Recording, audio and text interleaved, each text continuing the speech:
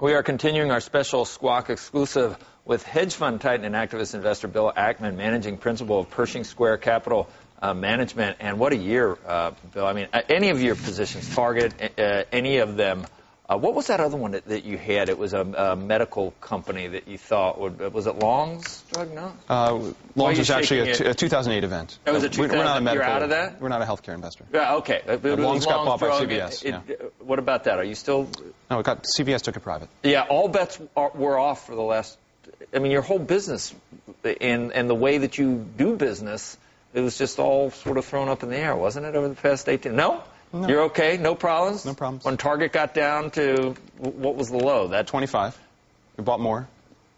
All right, but I mean, it was different for most investors over the past 18 months. A little bit different situation. Oh, no question. No, it was exciting. Well, and at this point, I would think if I had some dry powder, that there might be some attractive things that you're looking at, no? There were more 9 months ago.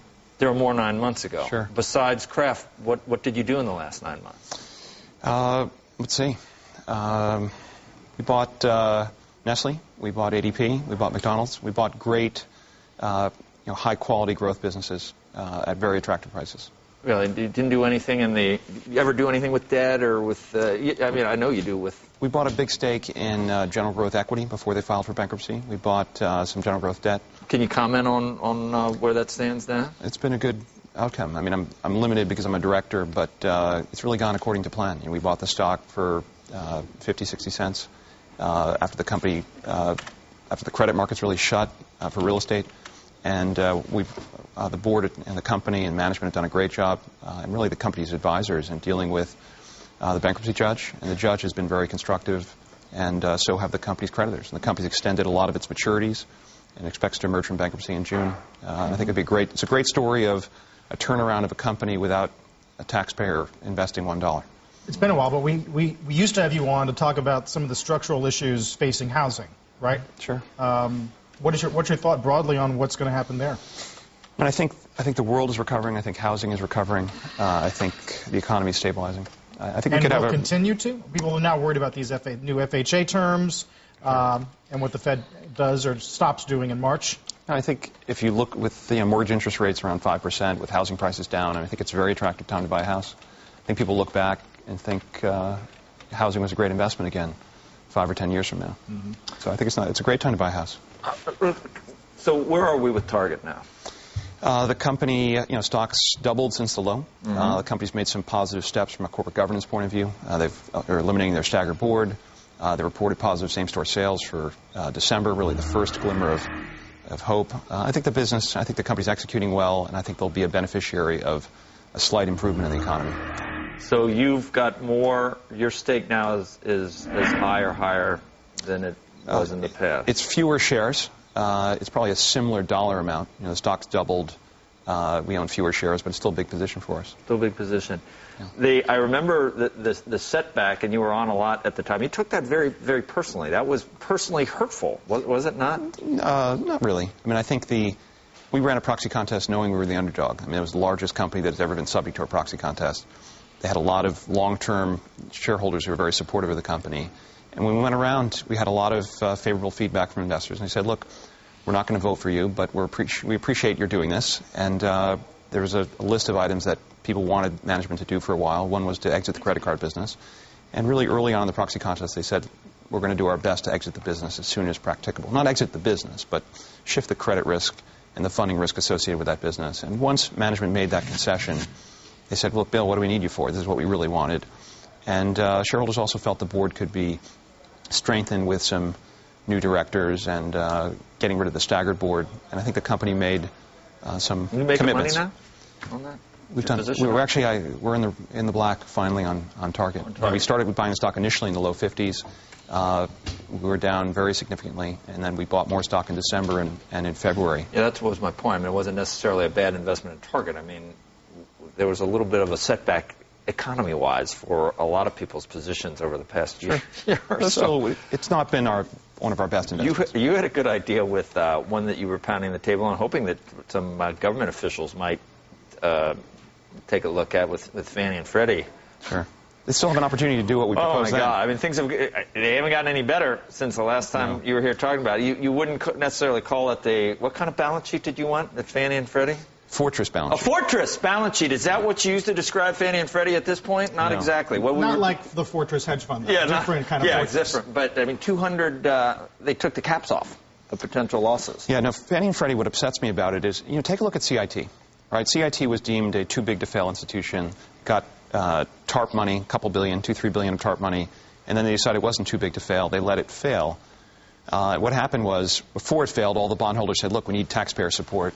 Once people realized the government wasn't going to step in, the bondholders got together with the management of the company, and they negotiated the deal. Debt was converted into equity. The company emerged from bankruptcy in a pre-pack in, I think, 30, 40 days. And now it's a public company again. Taxpayers didn't have to invest any more money. I think it's a great example of capitalism. You don't need the taxpayer. I mean, what we have going on right now is we still have, in Fannie and Freddie's case, you've got taxpayer money going in. It's going in to pay interest to people who own Fannie and Freddie bonds, and they're getting an above a Treasury return. And it's a subsidy for the likes of big bond fund managers and foreign governments. And it's really not the right answer. The right answer is convert debt to equity until you have a solvent institution. Fannie and Freddie have as much capital as they need. Just too much of it is debt, not enough is equity. And all of a sudden you take what is a significant liability of the U.S. government, off the taxpayer balance sheet. You said good things about housing and the economy. Do you think, to you must buy individual stocks with the thought of a big economic backdrop? And when people talk about stubbornly high unemployment, banks reluctant to lend, do you see the risk of I hate to ask the double dip question, but is the risk of one in 2010 legitimate, for real? I don't think so. I think it's unlikely. What we do is we try to invest in very economically resilient companies. If you think about the business that Kraft's in, you think about Oreo cookies or Triscuits, or you think about Cadbury, gum and candy, and Halls. These are, you think about Nestle or even ADP. These are generally businesses that are extremely economically resilient. They'll be affected by the economy. They won't do as well if the economy doesn't do as well. But if you pay the right price, you can still be a very successful investor, even if the economy is not as strong as people expect. So we're not macro investors at all, but I'm more bullish than most on the economy. Okay, and it's been a year since the inauguration, and I know you were a supporter of the president. What kind of grade would you give him in terms of being a hedge fund manager and an activist investor and a businessman? I have the benefit of a good friend in the administration who knows more than I do and speaks very highly of... You know a lot. Not a lot. I think you do. I've got one good friend in the administration. You must have opinions.